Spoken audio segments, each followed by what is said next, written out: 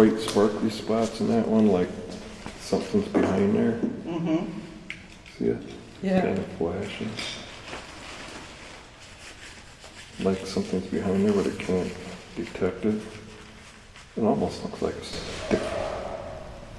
Hello? That wasn't the door.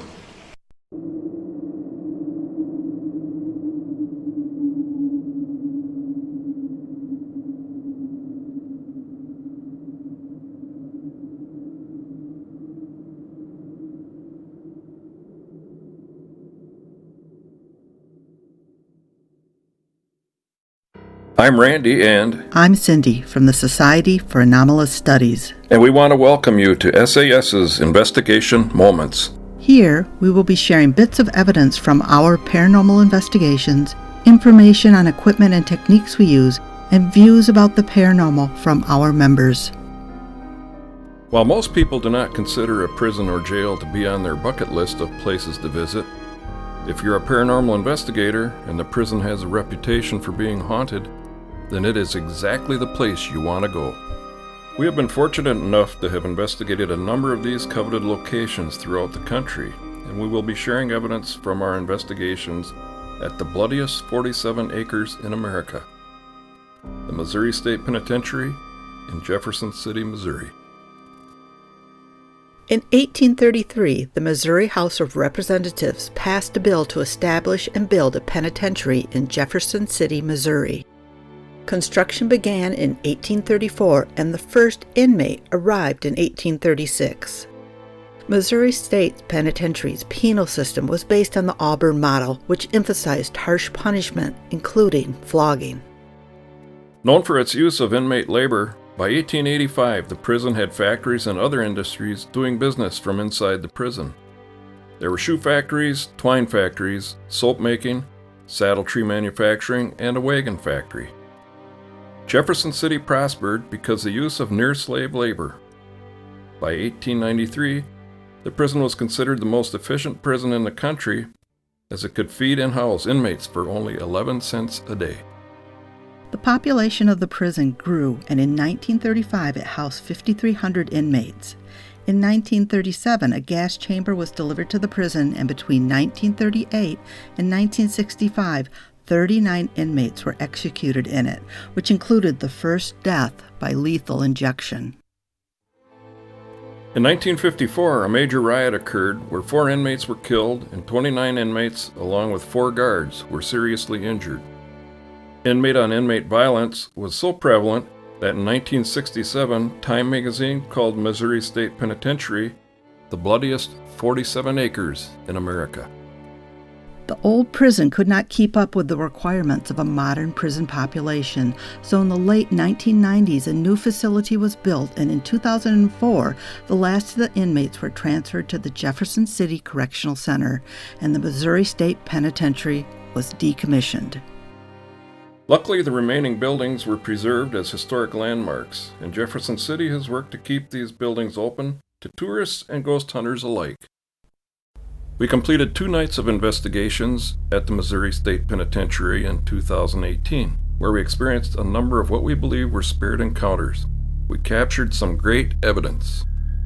The scream you heard at the very beginning of the video was experienced by us as we prepared for our investigation of Housing Unit 3.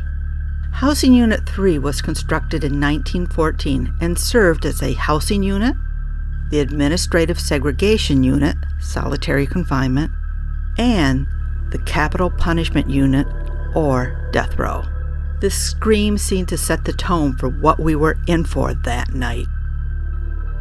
There were 4 of us investigating in Housing Unit 3, our ghost hunting friends Walt and Gloria, Cindy, and myself.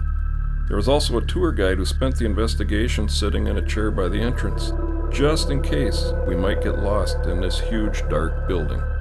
The 4 of us are walking up and down the rows of the main floor general population area, also known as a cell block. In this clip, you hear me ask Cindy, do we want to go to the other side of the building or to the basement? The basement in this building was where they housed death row inmates in solitary confinement, those with mental health issues, inmates with behavioral issues, or just about any problematic prisoner. The basement was also the area where a stool pigeon inmate named Walter Donnell was bludgeoned to death with a sledgehammer during the 1954 riot. I am filming with the camcorder as Randy asks where we want to go next. He says, "I'm not sure, I'm crazy about going downstairs." I reply, "Oh, that's right." About 2 seconds after this, a strong EVP whisper is captured on the camcorder audio that says, "Who's right outside of our basement?" followed by a laugh. Randy then says hello, and I pan the camcorder so we can see Walt and Gloria. This, of course, is a Class A EVP, which is an electronic voice phenomenon. We'll play it for you now. Camera, maybe you want to go upstairs or you want to try the other side? Or do you want to go down? To the insane? That must be the steps right here. I'm not so sure. Crazy about going outside. Oh, that's true. Hello?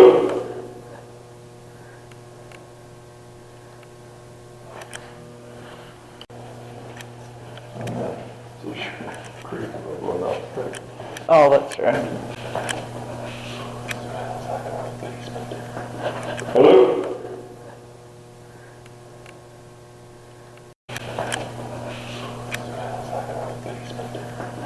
Hello?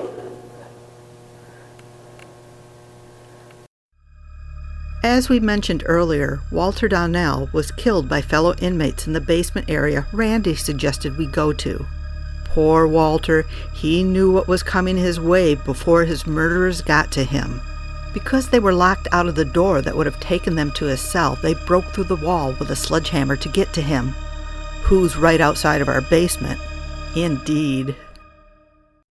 We did go to the basement, but actually we had a lot of incredible paranormal interactions in the oldest cell block in this building.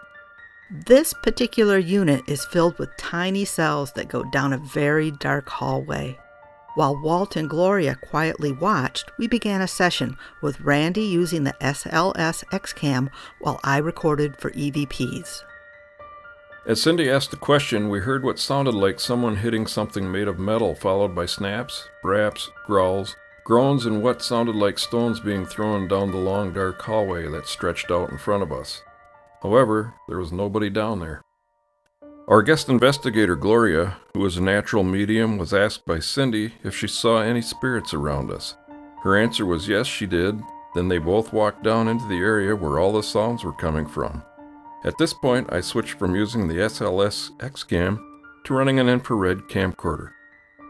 Frankly, it was pretty creepy down there because it was so dark and we kept hearing snaps and other sounds. I'll admit we probably turned around too soon and walked back towards Randy and Walt. As a bonus feature in this episode, we will play a little bit from the SLS X-Cam footage so you can hear some of the sounds we heard at this time. Here it is. Was there one or maybe more you tried to stay away from?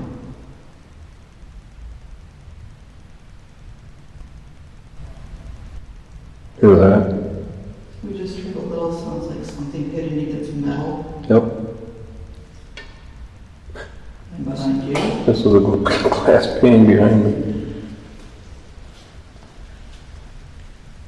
So the reaction seems to come when There was another one. we're talking about maybe ones that you needed to, that you stayed away from when you were here. I'm getting the sense of it's this direction. I'm just going to turn that way. Like almost something coming down this way, but there's somebody walking slowly or something.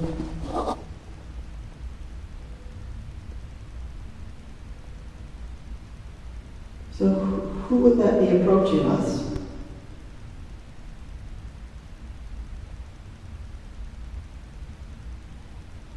Is that one who is a helper for you? Somebody who you feel safe and protected with?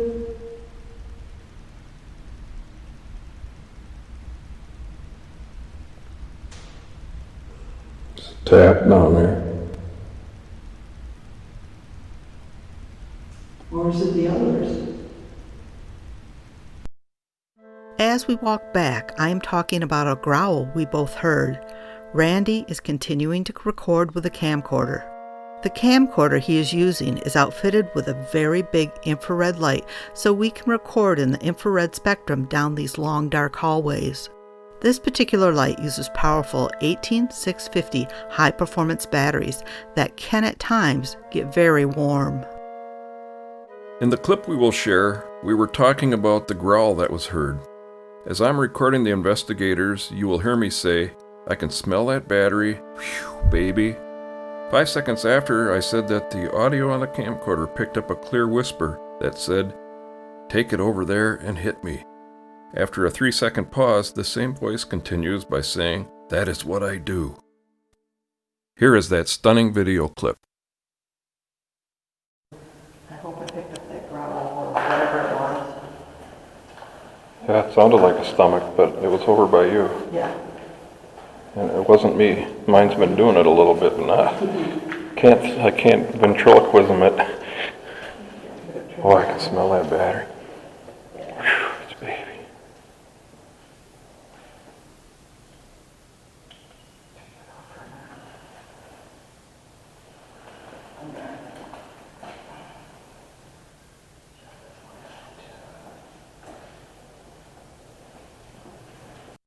Oh, I can smell that battery.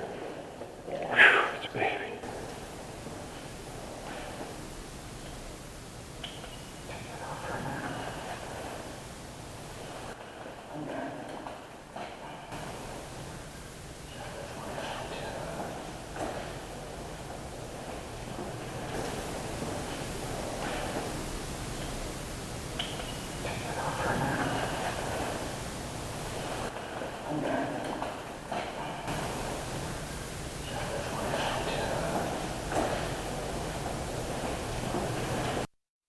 As you can see in this video, Gloria and Walt were not speaking at all, and there is no reason Cindy or I would be whispering, especially about wanting to be hit.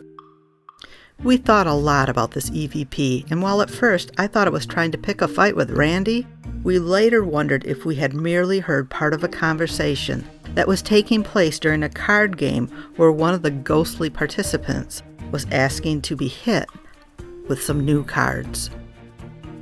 On this episode, we are sharing a mere fraction of the evidence that we captured at Missouri State Penitentiary, and we plan to share more evidence in the future.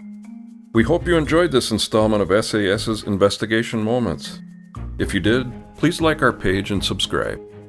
And please visit us on our Facebook and website pages where we share additional evidence and post upcoming events. Those links are posted in the description below. See you next time when another SAS investigator will share more investigation moments.